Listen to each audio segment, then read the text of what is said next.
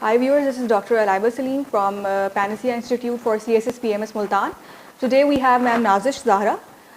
She qualified 2019 CSS and PMS 2020. Currently she is working in Secretariat. Today we will talk about criminology as an optional subject. So ma'am, what is criminology? Basically, it's an optional subject in CSS, kind of newly added subject.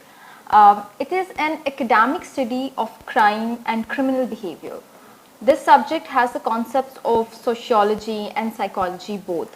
So, in this subject, we will be able to study what is crime, how it is formed and how it is conducted, what are the social and the psychological causes that led to the crime formation, and also how a criminal behavior is formed. What role does a society play in making someone a criminal, a person who has a deviant behavior, and what are the circumstances that led to his criminal activities, and what are the biological, physiological, and psychological aspects of a criminal.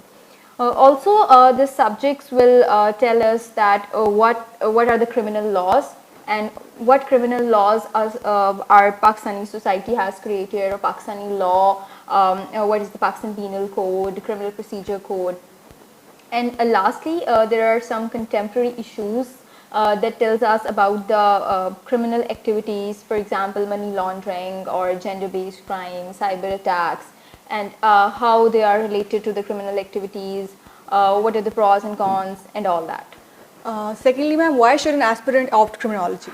In my opinion, I believe in that group which has all the law-related subjects, this criminology is somewhat a subject which has the background of social sciences, or you can say that it has the overlap of sociology and psychology. So, if anyone, an aspirant, if he has a background of social sciences, or if he is going to opt to sociology or psychology as an optional subject from other groups, then the subject would overlap and it would go great with that.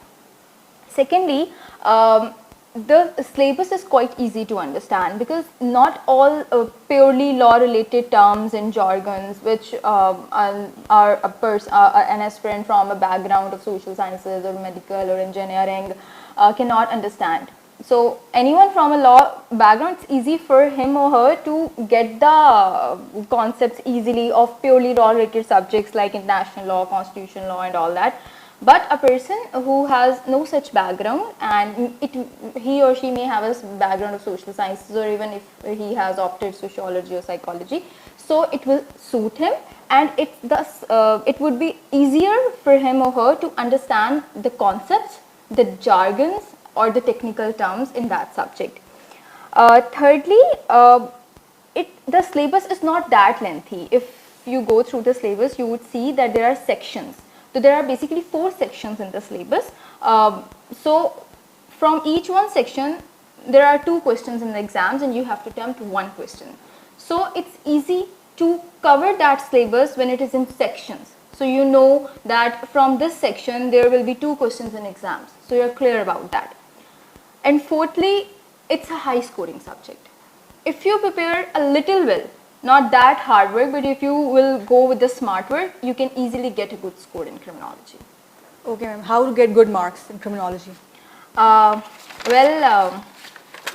Basically, the first thing, I would tell you 7 things about it.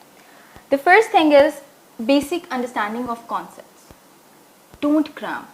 Just don't go for cramming. Because if you cram, you will have a shallow understanding of the concepts. By the exam day, if the question is conceptual, you would end it collapsing, literally. For example, if there is a question about a difference between habitual criminals and occasional criminals, what people generally do that they would define both of them, write their difference and the major points, and that's it.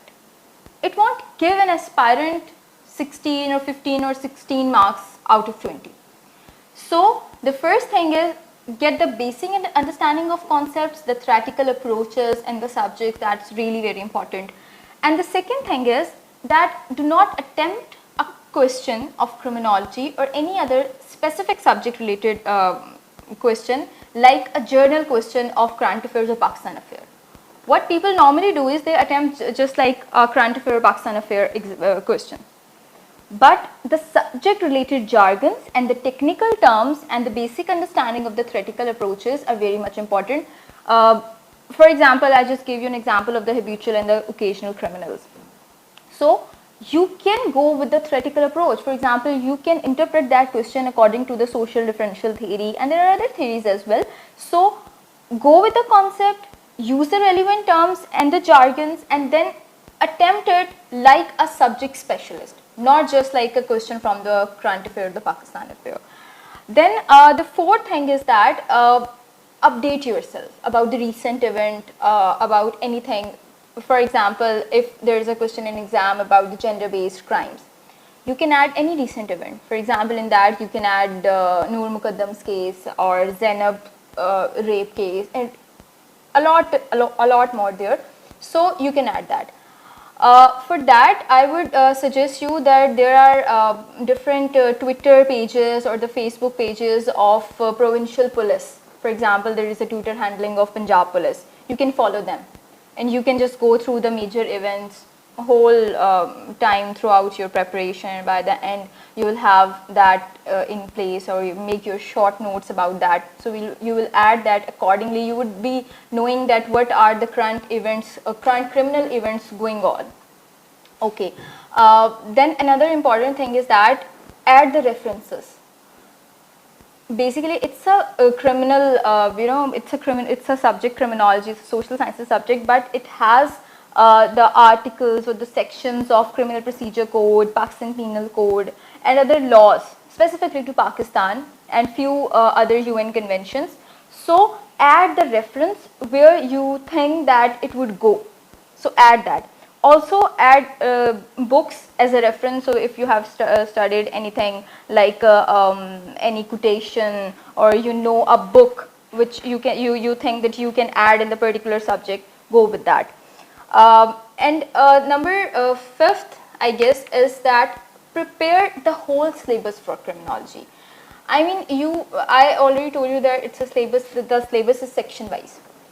So for that, you should be knowing that what are the important questions in the past papers. So what you should do, gather the past papers and the most repeated question, write it down. And once you pen it down, prepare those first. So in that case, you would prepare the whole syllabus. Then another thing is MCQs. That's really very important. Its weightage is like 20%, and people usually ignore that. So I would suggest you do not ignore that. So prepare MCQs according to the section. Then the last thing is evaluation. Evaluation is really very, very important. Before the exam day or before the deadline, divide your syllabus into how many parts you want to divide it. Simple. Be your own mentor first. So divide that syllabus. May it be on quarter basis or half. I would suggest give 4 tests of each section, right? So it would be 16 tests of all the 4 sections, right? So evaluation is very important, and that's it.